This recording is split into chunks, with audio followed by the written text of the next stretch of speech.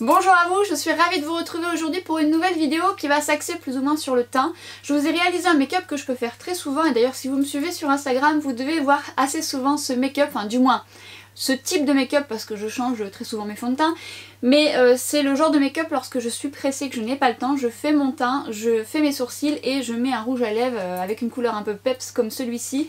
Ça m'arrive très souvent et ensuite quand j'ai un peu plus de temps je vais mettre un fard qui se suffit à lui-même et du mascara. Donc je vous montre tout ça dans la vidéo, mais je vais également vous solliciter à la fin de cette vidéo, on va en discuter ensemble, je vous laisse sur le tuto et on se rejoint à la fin. Lorsque je suis allée à ma parapharmacie, j'ai reçu des échantillons de la marque Herborian qui est la mat crème et la glow crème. Et ce que j'aime bien dans la mat crème que je mets principalement sur ma zone T, c'est que c'est une texture donc veloutée, donc forcément mat pour mieux faire tenir et éviter les brillances, mais qui est vite absorbée sans pour autant dessécher. Donc ça j'aime plutôt le rendu. Et la glow crème qui elle a un petit sous-ton rosé mais qui n'a pas réellement d'influence sur votre teint. Un joli glow très subtil, hydratante mais pas trop grasse, donc ça j'aime plutôt. Vous allez voir, petite tête bien fatiguée, coup d'éclat nécessaire, donc j'utilise la crème mat donc pour ma zone T principalement, c'est là où je brille le plus puisque j'ai une peau mixte, donc j'aime bien, elle pénètre bien, mais on a le temps de la travailler, elle a un petit côté velouté que j'aime vraiment beaucoup, donc je la teste, on verra bien. Et la glow crème, je l'utilise principalement sur mes joues pour apporter un glow supplémentaire, mais une hydratation en plus puisque j'ai les joues plus ou moins déshydratées. On va passer au cerne et j'en ai grandement besoin et j'utilise le Hint Beauty. J'aime vraiment cette texture qui se travaille facilement, qui a un côté assez lumineux mais sans trop en faire, qui se fond bien à la peau. Il ne va pas dans les ridules mais il faut le travailler en fine couche. Donc moi je travaille toujours un peu avant et après mon fond de teint et il fait déjà tout son petit effet sans pour autant en faire de trop. Il plâtre pas le dessous de l'œil, il reste assez confortable et hydratant. J'ai ressorti mon Sheer Glow de chez NARS. Je l'aime particulièrement lorsque je suis fatiguée, que j'ai une petite mine. Il apporte de l'éclat. Il a vraiment ce côté lumineux qui est vraiment appréciable et il a vraiment une texture agréable. Et je vais l'appliquer justement avec le Hit Cosmétique que je vais vaporiser de Fix Plus. Et c'est vrai que ce fond de teint, je l'avais mis un peu de côté puisque j'essayais d'autres fonds de teint et honnêtement, c'est pas étonnant qu'il soit dans mes favoris parce que j'aime son application, j'aime sa lumière, son glow qui vieillit bien dans le temps. Même si c'est pas celui qui tient le mieux sur ma zone T, puisque j'ai la peau mixte, il n'en reste pas moins que son rendu l'emporte tellement il est joli. Il a vraiment ce coup de frais qui est tout de suite joli au premier abord et encore plus joli tout au fil de la journée. Et comme il a une couvrance plutôt légère à moyenne, je vais venir ensuite corriger avec la palette de chez MAC qui sert d'anti-cerne et de correcteur de manière générale. Mes taches pigmentaires, mes boutons par-ci, par-là, hein, mes aléas on va dire. Donc parfois je le fais avec le fond de teint, parfois je le fais avec un anti-cerne, tout dépend de ce que j'utilise. Et je viens ensuite tapoter aux endroits nécessaires vraiment en fine couche. Je remets une fine couche de mon anti-cerne, hein. Moi je le travaille toujours en deux temps, cet anti-cerne est vraiment très joli. J'ai ressorti, je vous l'avais montré sur Instagram, une poudre que j'ai retrouvée dans mes tiroirs de chez Clarins. C'est un kit dans lequel vous avez alors la poudre compacte et vous avez également des feuilles matifiantes qui sont bien parce qu'elles sont rechargeables, donc vous pouvez venir les glisser soit en dessous ou les mettre dans votre sac. Elles sont assez grandes pour quand même travailler tout le teint si vous en avez besoin. Et la poudre compacte qui paraît blanche comme ça est translucide, très fine, elle matifie bien. Alors moi j'aime bien le faire avec la houppette. Alors d'autant plus que celle-ci je viens de l'acheter et que je l'aime beaucoup, donc je la teste en ce moment. Mais j'aime bien parce que quand vous le faites à la houppette, je vous invite à aller voir sur mon Instagram, j'avais fait une vidéo là-dessus. Ça vous permet de mieux sceller votre teint, encore mieux quand vous chauffez justement la poudre dans votre paume de main. Bon là je ne l'ai pas fait mais je vous invite à aller voir ma vidéo. Et j'avoue que j'aime beaucoup cette poudre. Le boîtier est plutôt pratique, il est petit, bon un peu épais mais vraiment très pratique. Et cette poudre c'est vraiment une très chouette poudre. D'ailleurs qui est très bien également pour le dessous de l'œil parce qu'elle est très fine. Et cet enlumineur de chez Dior dont je vous ai parlé en story, il est magnifique, on en reparlera, je vous en reparlerai dans une autre vidéo, mais en tous les cas, tout ce que je peux vous dire, c'est que si vous ne l'avez pas essayé, allez vite l'essayer en magasin. Il a un glow magnifique, subtil, mais à la fois qui reflète la lumière avec une texture fine. Il est juste magnifique. C'est une pépite que j'aime et que j'adore et que j'utilise de différentes manières, donc j'aurai l'occasion de vous montrer. Il s'applique très bien au doigt, au pinceau, il sèche un peu donc faites attention, mais par contre le rendu est vraiment subtil et c'est une pépite, une belle réussite. l'essayer, c'est l'adopter, croyez-moi. Et là, je vais prendre mon bronzer de chez Bobbi Brown et notamment la teinte Golden Light. Et je vous dis ça parce que si vous avez le teint clair, il vous conviendra aussi également très bien parce qu'il est modulable. Il a vraiment cette couleur qui réchauffe le teint, qui est modulable et que vous pouvez utiliser à souhait avec une texture fine, pigmentée. Vous n'avez pas besoin d'en mettre trop. Il faut juste évidemment bien travailler la matière comme à chaque fois. Donc moi, je mets au niveau de mes joues, au niveau de mon nez, aux zones où je suis censée bronzer comme à chaque fois, ce qui me permet d'avoir bonne mine. Il est vraiment très chouette ce bronzer.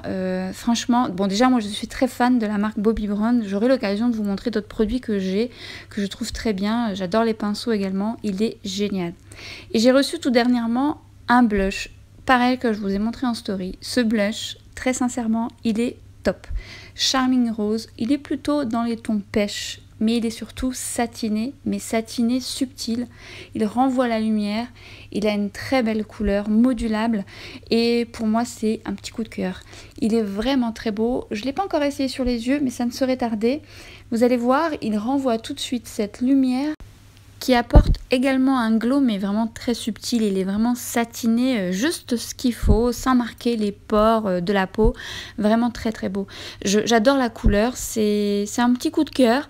En plus, si vous aimez tout ce qui est composition naturelle, la Vera est une marque naturelle. C'est un top.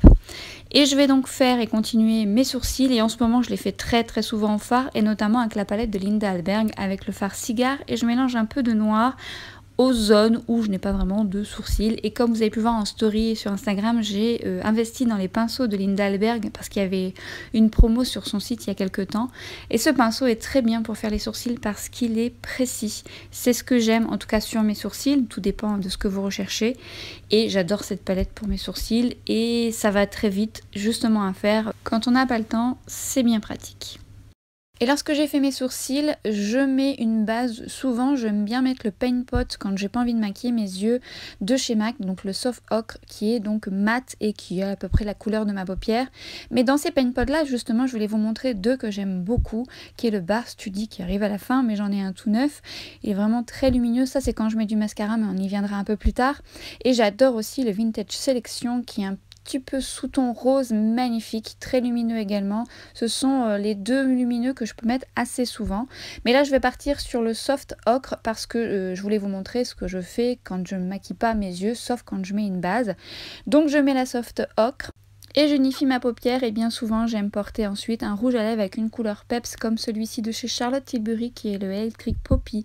Mais j'aime aussi porter le rouge à lèvres de chez Bourjois, le rouge fabuleux, le 08, qui ont une couleur similaire. Et il est tout aussi bien ou moins cher, mais j'aime vraiment beaucoup les deux. Alors le Bourjois paraît plus lumineux mais se matifie au fil du temps. Celui de chez Charlotte Tilbury, il est mat, il est confortable, il a vraiment cette couleur vibrante et cette couleur que j'aime porter lorsque je ne me maquille pas les yeux. Et on va dire que c'est un rouge à lèvres que je mets très très souvent avec le rouge fabuleux de chez Bourjois.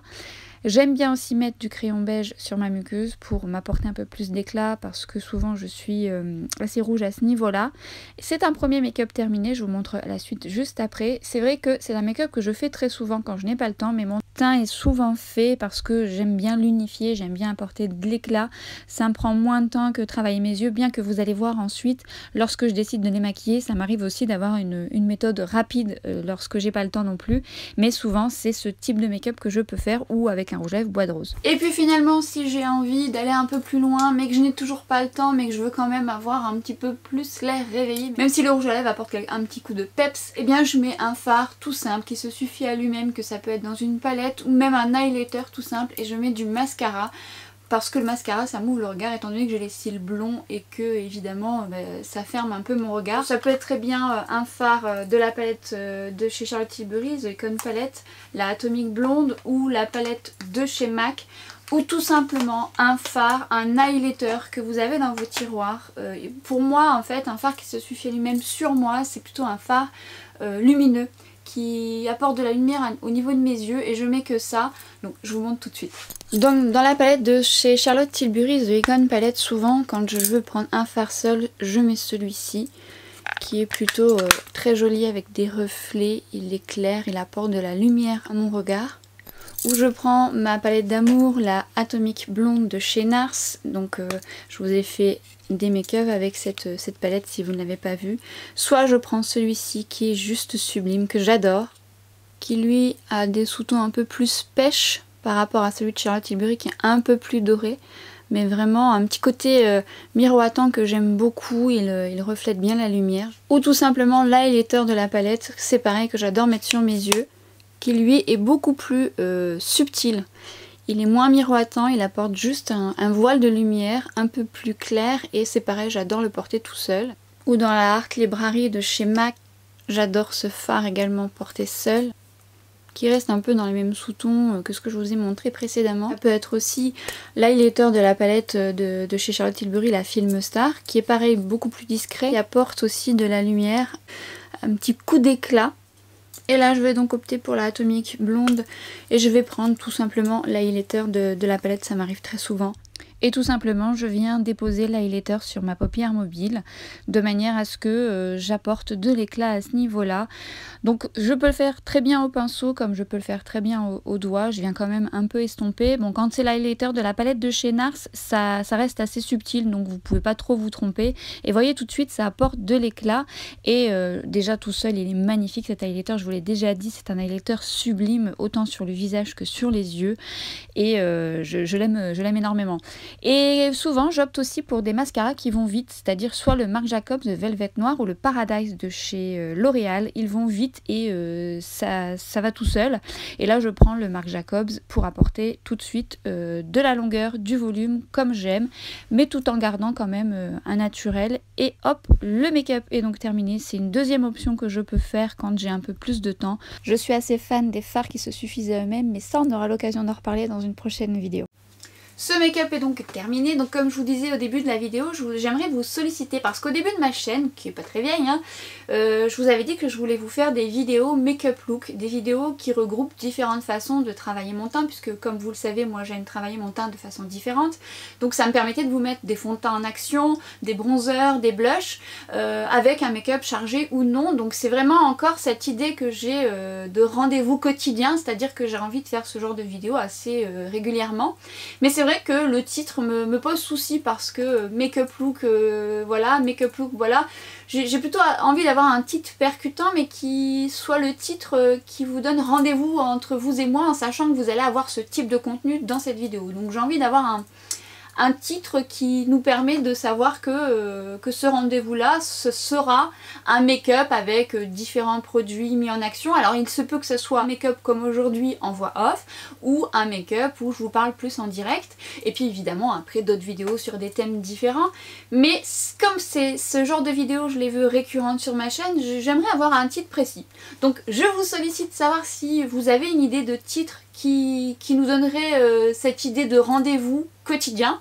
Alors quand je dis rendez-vous quotidien, c'est une fois par semaine ou une fois tous les 15 jours, mais en tous les cas, quand vous voyez ce titre, vous savez que vous aurez ce genre de contenu dedans. Donc n'hésitez pas à me noter vos idées, je serais ravie d'avoir les vôtres parce que même si j'ai déjà réfléchi sur le sujet, mais je sèche un peu quand même. Les titres sur YouTube, c'est pas forcément très évident. Évidemment, on veut mettre un titre qui percute pour que vous sachiez déjà de quoi il s'agit et que ça vous donne envie de cliquer, de regarder la vidéo, c'est vrai. Il y a forcément des titres plus accrocheurs que d'autres. Alors moi je vous cache pas que moi les titres hyper accrocheurs, tout ça, ouais, c'est pas trop mon truc et je veux aller à l'essentiel. Mais je peux comprendre qu'un titre est plus percutant, même une vignette c'est quand même percutant, il faut que ça soit clair. Mais donc là, pour ce genre de rendez-vous quotidien, je vous sollicite. Et j'aimerais bien avoir vos idées si vous êtes emballés. Et d'ailleurs, dites-moi également si ce genre de contenu vous plaît, puisque ça me plaît de les faire. Mais il faut quand même que ça vous plaise, évidemment, et donc vous aimiez les regarder. Donc n'hésitez pas à me partager vos impressions, ça me permettra moi un peu de les construire soit différemment ou avec d'autres options, on verra bien. Mais en attendant, voilà, c'est ce que je voulais vous dire. Et cette vidéo est désormais donc terminée. Je vous solliciterai certainement également sur Instagram. Et d'ailleurs, je vous invite à me rejoindre là-bas comme tous les jours, puisque je suis là-bas beaucoup plus régulièrement que sur YouTube. Je vous souhaite une bonne journée, une bonne soirée, à très vite pour une prochaine vidéo. Ciao!